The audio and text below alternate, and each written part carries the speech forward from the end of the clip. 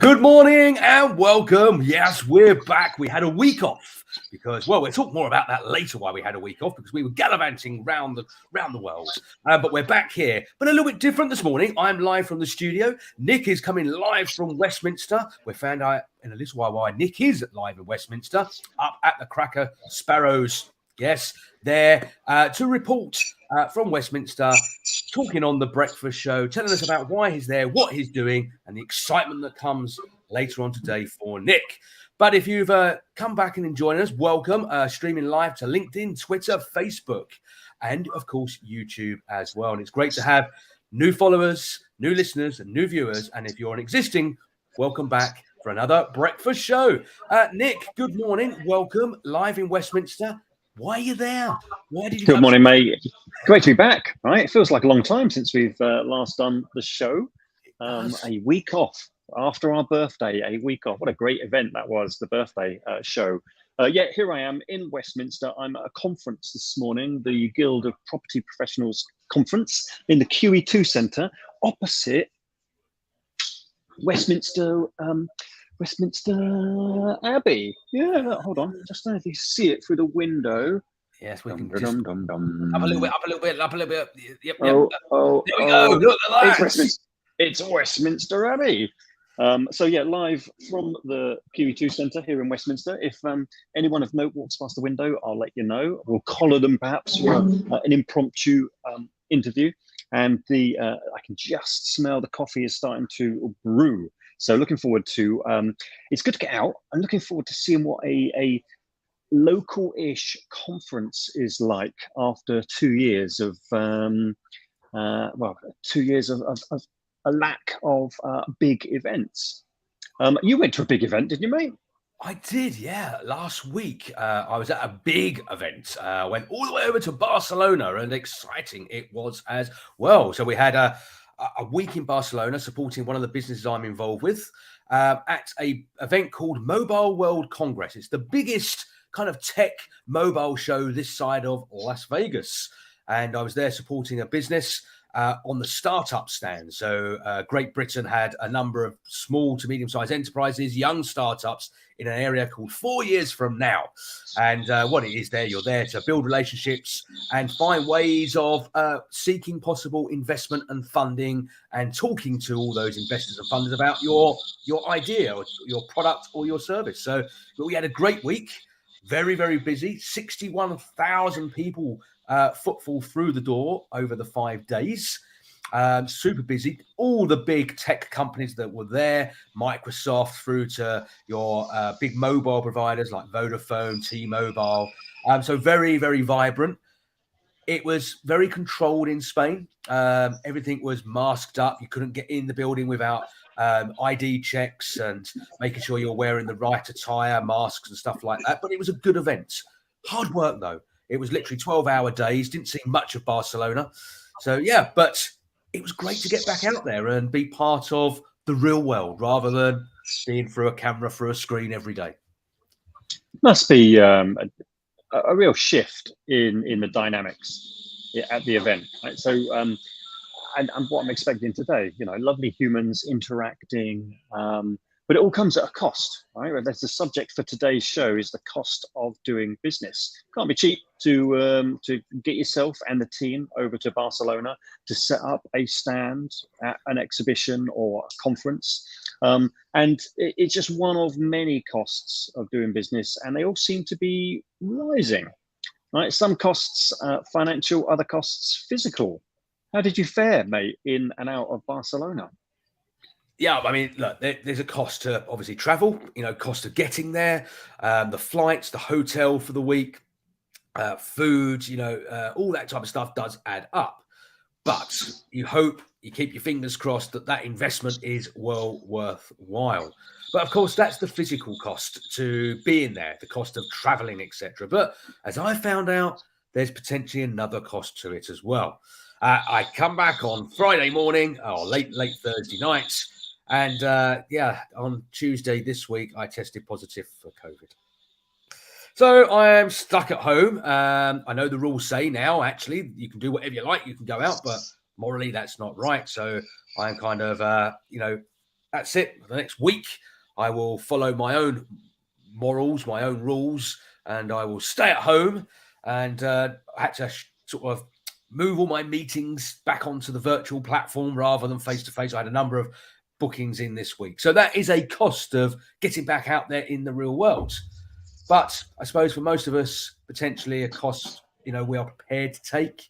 I mean, would I have done it if I'd have known I would walk back with COVID? Well, probably not. Of course not. But at the same time, how big was that risk? There was obviously a risk. I followed. I sanitized. I wore masks. Even on the plane, I didn't even remove my mask there or on the way back. But somehow, and I can't even prove it come from Barcelona. It could have, picked it up over the weekend when I was out with the family or something like that. But things happen. You never know, mate. You never know. But you're feeling okay, right? Which is the main thing. You're feeling all right. You're hanging on in there, yeah. Yeah, I'm surviving. It feels like I've been hit by a bit of 4x2 at times, but apart from that, a bit blocked up, a bit nasally.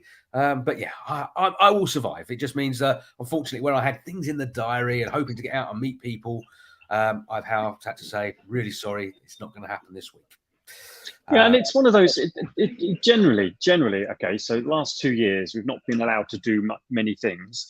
The doors are opening. The restrictions are lifted, so we can get out if we choose. But there is that kind of almost that hangover of But what if? Is it safe? Is it safe to go and do and whatever? So walking in the building this morning, temperature check, hand sanitizer, masks on when you're walking around. Kind of it feels more reassuring, but generally, it's a concern, right? Yeah, absolutely. But we had a great week. We hopefully, met some great people, potential investors, users of the product, advisors, and stuff like that. I'm hoping it's a small price to pay for that return on time, money, and the whole investment side of things. So yeah, fingers crossed. I will be back to fighting spirit in a few days. So I'm not feeling too bad this morning. Probably the best I've felt all week. And we're back to normal next week. Well, take good care. Take good care, my friend. You look after yourself. There's quite a few conferences going on at the moment, isn't there? There's the Business Revival Show at the XL. We've got friends of the show there right now, haven't we?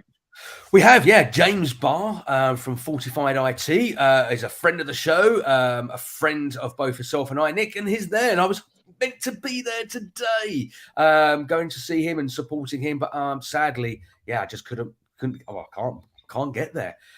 So James, if you're watching this, you're probably kind of setting up, getting ready for day 2 of the Business Revival show. Good luck. Have a great day today. So sorry I can't be there to come and spin your wheel and have a beer with you. So it looks like, right, from a business perspective, it looks like things are ramping up. Okay, confidence is returning. There's an appetite to get back out there and start mixing it up in the let's say the old-fashioned way of human interaction. But all around us, mate, prices are going up. The cost of doing business seems to be affecting us from all sides. You've got a few graphics, all right, to scare the pants off us. Okay, let's see what's going on with fuel pricing. Yeah, so energy costs we all know are going up. It's in the media, we're hearing about it, and it's impacting quite a few of us. Luckily, I'm locked in an energy deal for provision of gas and electricity, so I'm comfortable at the moment. I haven't seen that price hike, but of course, I will come out of that deal at some point, 2023. But for others, obviously, their contracts are coming into an end. They're having to, jump into a new contract now. And the cost of electricity has gone up immensely. In some cases, it's going to double people's outgoings on their supplies, their services. But that's obviously from a personal perspective. We don't hear a lot about businesses that need obviously electricity to, run their operations, or gas to heat the water or manufacture. And I was speaking to a dry cleaners. Now think about it. A dry cleaners uses a lot of water and a lot of electricity because they've got tumble dryers going, heat presses, irons, and their electricity bill doubled from £5,000 to £10,000 in a month. And that's a big increase, but they can't obviously double the price of their dry cleaning to you and I. So what's going to happen? And also dry cleaning for some will be a bit of a luxury. So when the purse strings become tighter, we're less likely to go and get our shirts pressed or our duvets cleaned or whatever it is, unless we need it done. So their business is kind of reducing, their costs are increasing. Not a good time for that particular business. But obviously, one of the big costs that we all can foresee and can see when we're driving around is petrol pump prices, because it's affecting us all. Well, nearly all. It's affecting us all when we go and fill up at the pump. So I did a bit of research. RAC, here we go. So this is the average diesel and petrol prices in the UK today. Average. So unleaded, expect to pay around about £1.58. Super unleaded, if you're, are using that. I don't know how many people do use the super unleaded. I know some will probably do a tank every now and then. Diesel, 165, per litre. So it's quite expensive and likely to rise as well. But here's the thing. I did a bit more digging. I went on to compare the Meerkat, or is it confused.com? One of the two. They both do this offering. And here we go. The highest price reported, £1.99.5. £1.99, nearly £2 a litre. But then £1.14 for petrol. £1.14. Yeah. I love where they're getting that price from. Where is it? Where is it? We should find out where that is. We're all going to queue up. Yeah. Just the first litre is that price, and then the rest it goes back to normal price. It's on the Isle of Skye. So they don't sell a lot of it. But the fact is, no one can get there to top up their vehicles, and they've only got like 5 cars on the island or something like that. So yeah, petrol prices are going through the roof, and they're going to increase with obviously what's happening over in Ukraine.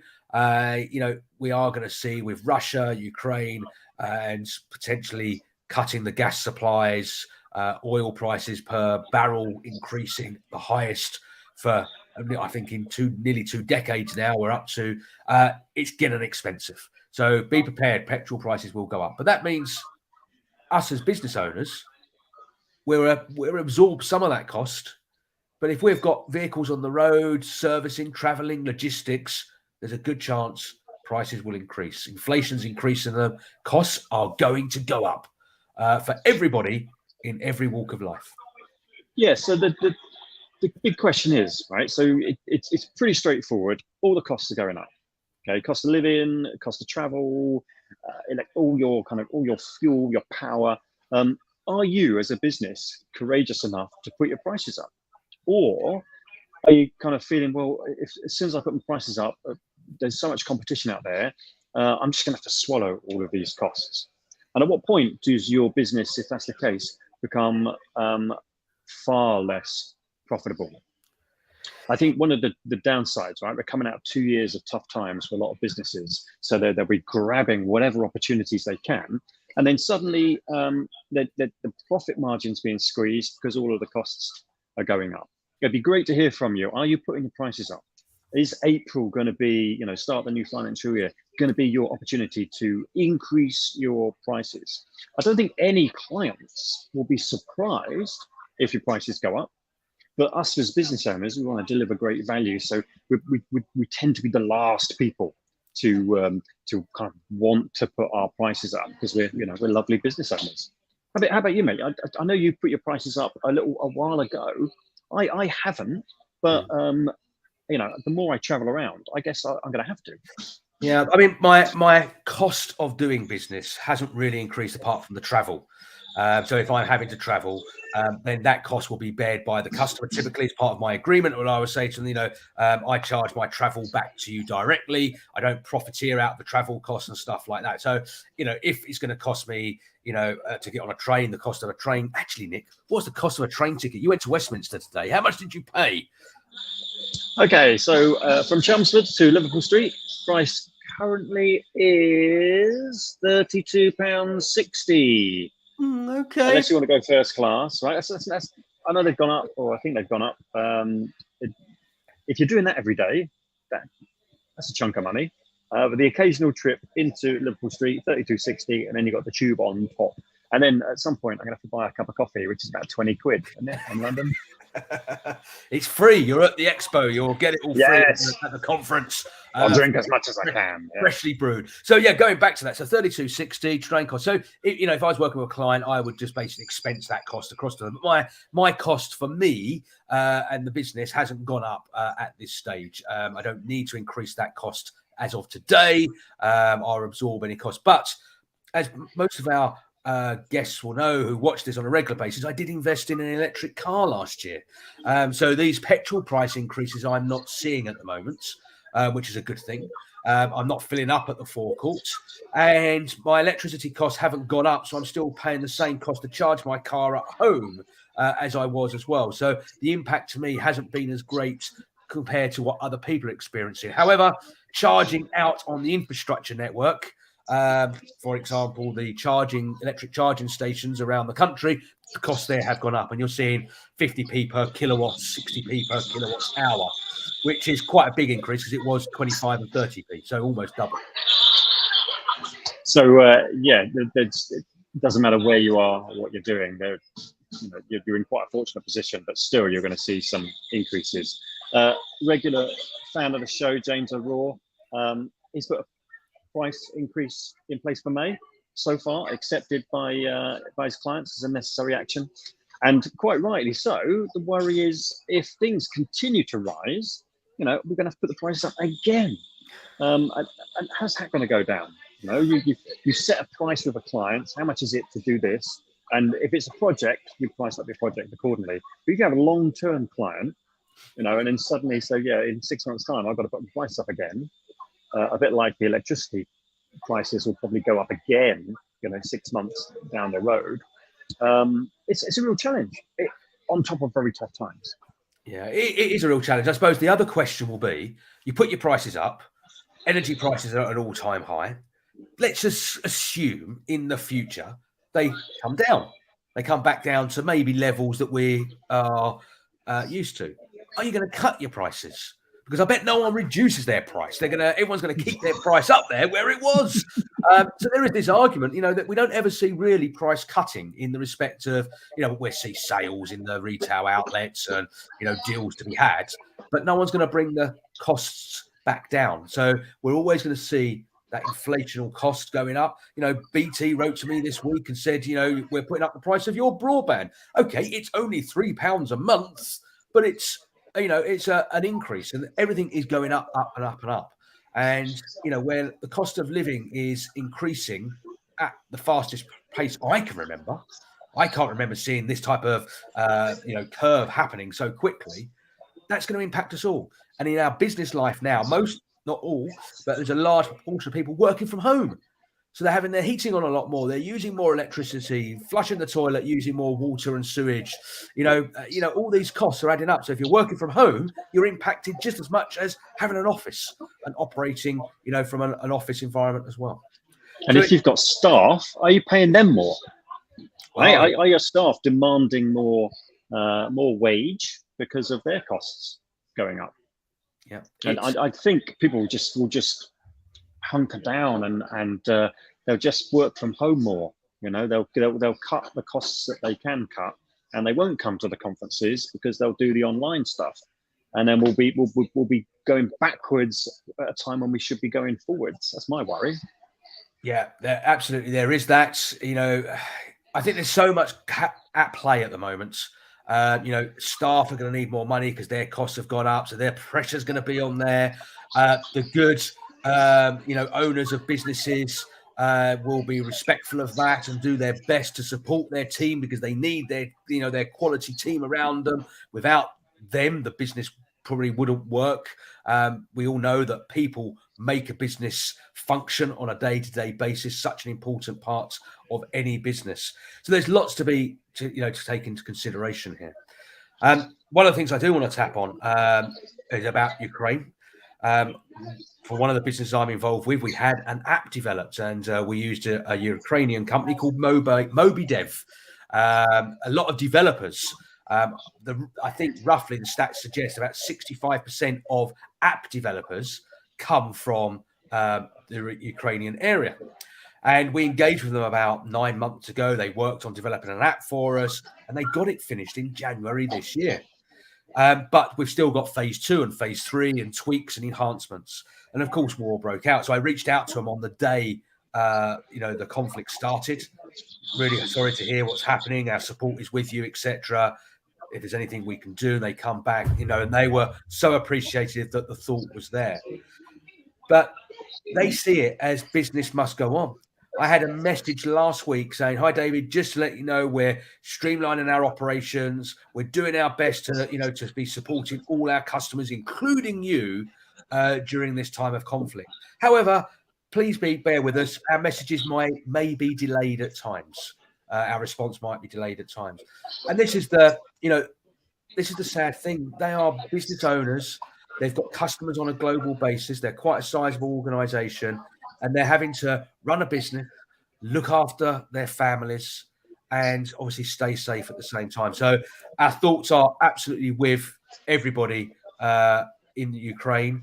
It's sad times. It's very dark times, and I hope a resolution comes very soon. And Moby Dev, you've been fantastic. That's all I can say. If I can point anyone to a great app developer, Moby Dev are the ones to approach. Well said, my friend. Well said. Tough times. Very, very tough times. So what does the future hold for our businesses, ladies and gentlemen? What is the outlook for you? Be great to hear from you. Are you really optimistic about the future year? Or are you coming out of 2 years of kind of lockdowns and restrictions and thinking, here we go again? It's just, I wish I never started this business. I'm banging my head against a brick wall. So many businesses, so many interviews we've had, people have started their business during lockdown. Okay, and we know recession is generally a good time to start a business.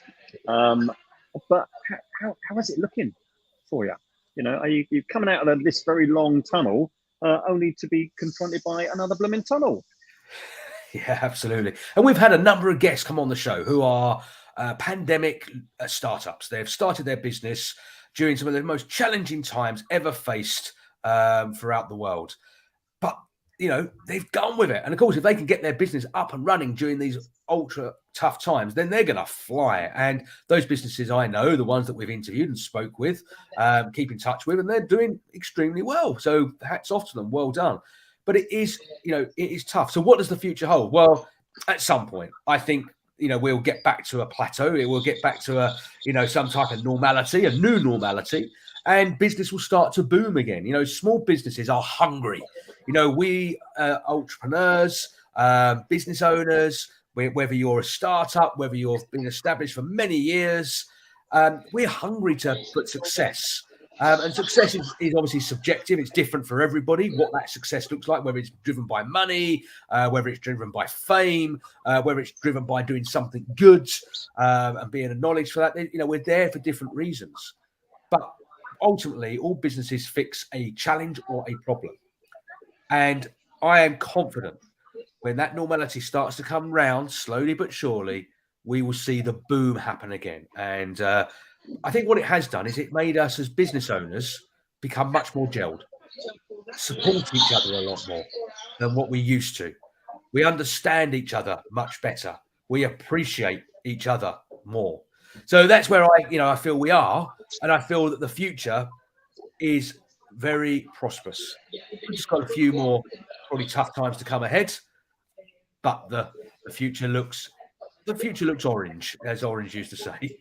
But that's lovely, positive, optimistic, and maybe we as a show we should address some of those challenges. So here's a question to your lovely audience: what sort of challenges are you facing, or are you likely to face over the next 3, 6, 9 months? And let's see if we can assist. We know a lot of people. We'll get some people on the show to address some of those challenges. Get in touch either by email or any of the social channels. Let us know what your challenges are. Say, it'd be really good if you could find a solution to this. And if we don't know, we'll find an expert that does. We'll get some people on the show and we'll get a conversation flowing around what are the answers to some of our overriding challenges.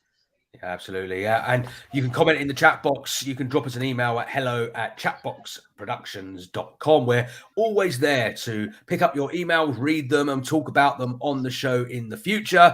We're looking to support all our SMEs and larger size organizations throughout the UK. So if we know what challenges you are facing, we will find the right experts, the people with the right advice and guidance to come on the show and share their knowledge and educate us. Because every day's a school day, isn't it? We learn something new every single day. And if we can find those people to come on here and share their stories, there's, benefit to everybody in that as well. Yeah, one of the big things is the business environment is changing at such a pace. So you're right, every day is a school day, because when I started my business, the environment that I was working in looked very different. Organizations were very different. Everything's changed.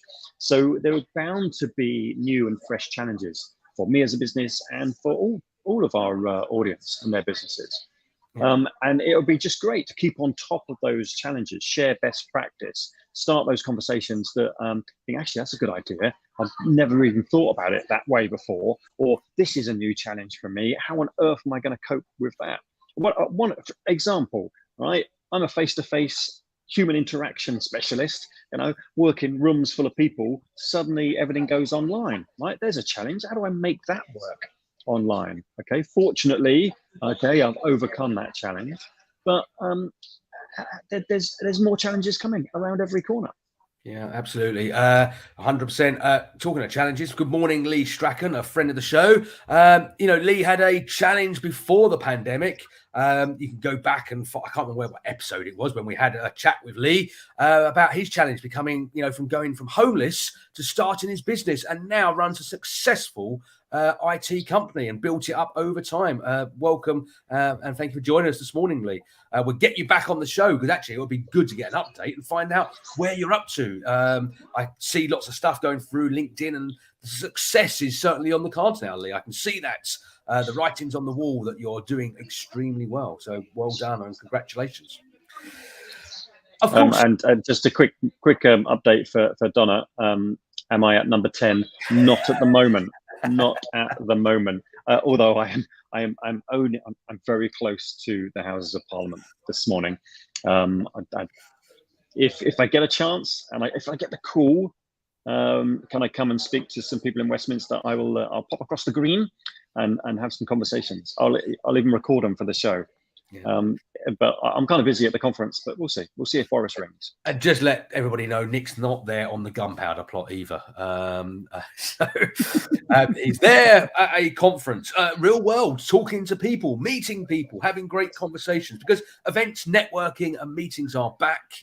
In fact, Nick, we're at a great event next week, all being well, that I'm allowed out and COVID disappears by then, which I'm sure it will be. But we're at the Networking Essex event run by Aaron Desmond, Spring Back to Business, which is running Brentwood. We have a stand there for Chatbox, and we're going to be meeting lots of great guests who we're going to do some live streaming from the event as well. So if you happen to be in the Brentwood area next Tuesday, come along and find Nick and I. We'll be there, and you can come along and have a chat with us about Chatbox and what we do and how we can help you as well.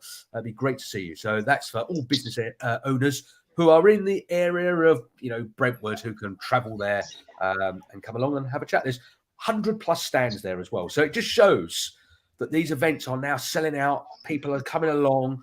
Footfall is gaining, coming back as well. People are signing up to actually go along to these events and be part of it.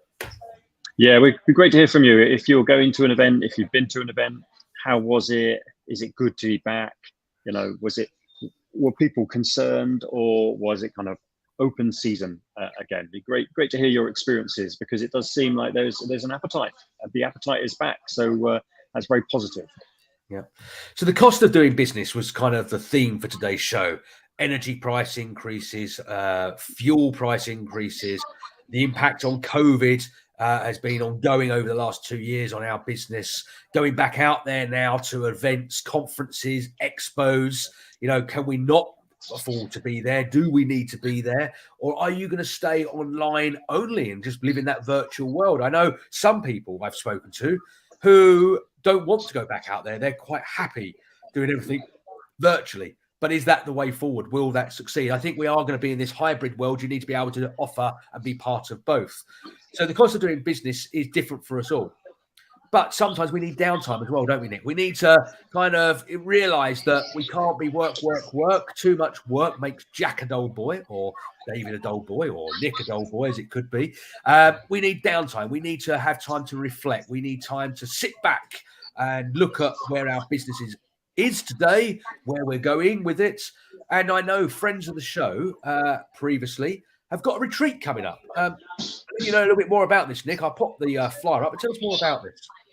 Yeah, so friends of the show, Carola Becker and Dr. Vicky Barnes, they're amazing retreats. There's one going on at the end of the month, if you're very quick. Check out Carola Becker's website.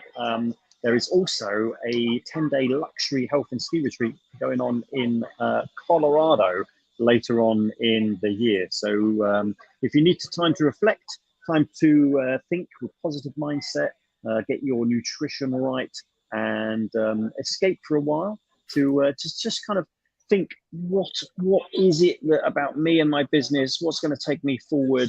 Then some sort of an escape with like-minded people quite possibly is the right way forward. Maybe we should book ourselves onto one of these retreats, David. We could have a Chatbox retreat. Yeah, I like the idea of Colorado. My sister lived in Colorado for 19 years, I think it was in total. She's now in Florida, so she's sunning it up rather than snowing it up. And I love Colorado. I'm there. I'm on the ski. So actually, Nick, we didn't tell everyone why you wasn't around last week. You asked me, how was Barcelona? How was the Alps, Nick? It was beautiful, ridiculously sunny. Hey, and it just so. The Alps, France, Switzerland, definitely some time to get away and think on top of a mountain where the air is clear and the snow is fine. Amazing, mate, amazing to get away and just find some time and space to reflect. I spent 2 years working in the office at home, so it felt like a real treat to get out and really get out. So yeah, a real boost for me. Yeah, reflection time. That's what it was. It wasn't a holiday. You weren't skiing on the piste and off.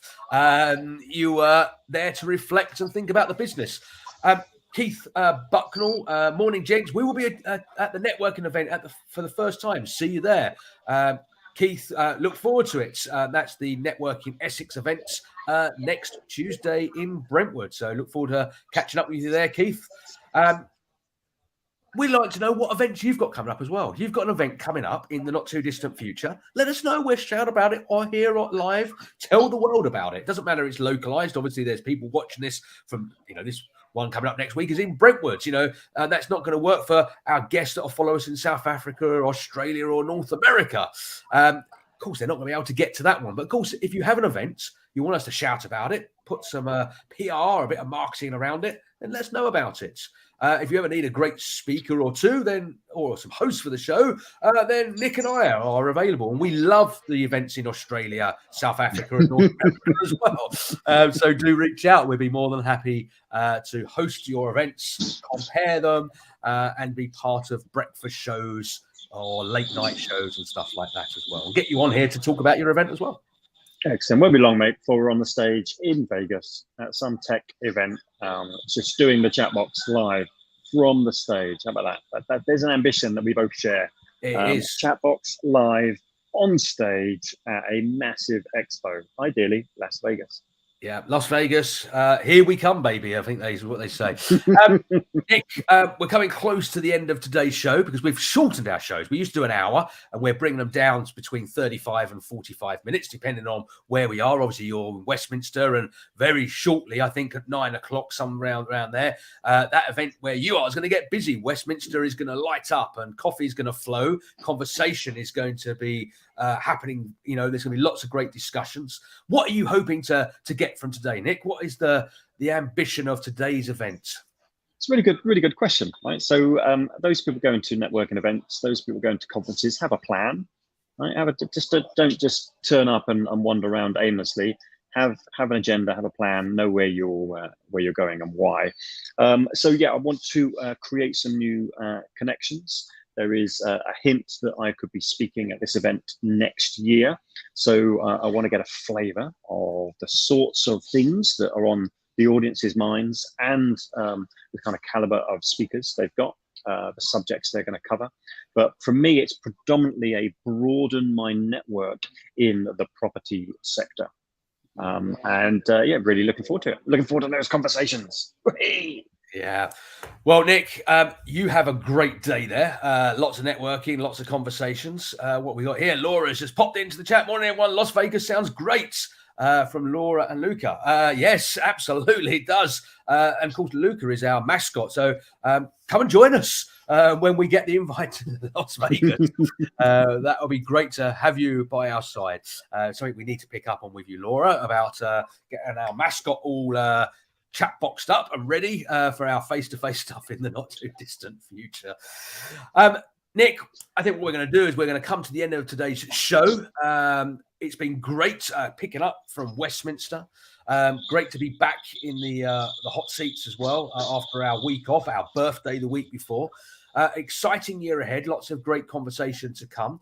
Do remember, tuning every Thursday morning. We're here live from 8 a.m. We do have some special shows coming up in the future as well. More of that to come. Some interesting interviews. Some more late night shows as well. We're going to be coming back with some late night shows. Hopefully you'll look forward to those as much as we do. Do reach out to us. You can email us. You can reach us on all the social media platforms. You can even pick up the old-fashioned telephone if you wish to do so. All the details are on our website. Been a pleasure, Nick. I hope you have a great day there. You enjoy it. The coffee's good coffee, and it's not just that instant stir in a mug stuff, because that will be disappointing. Yeah, I'm straight on the train home. That will be a cost of doing business for me. I'd be out of there very quickly. But definitely have a great day. And yeah, thank you for everybody tuning in. We wish you a great Thursday. Have a super weekend. Stay safe. Keep away from that COVID and avoid me, of course. Yeah, take care, my friend. You look after yourself. Be kind, and see you, if not before, see you at the exhibition on the Tuesday. Yeah, Tuesday next week. Yeah, bring it on. Right, that's it from me. Bye bye. Cheerio.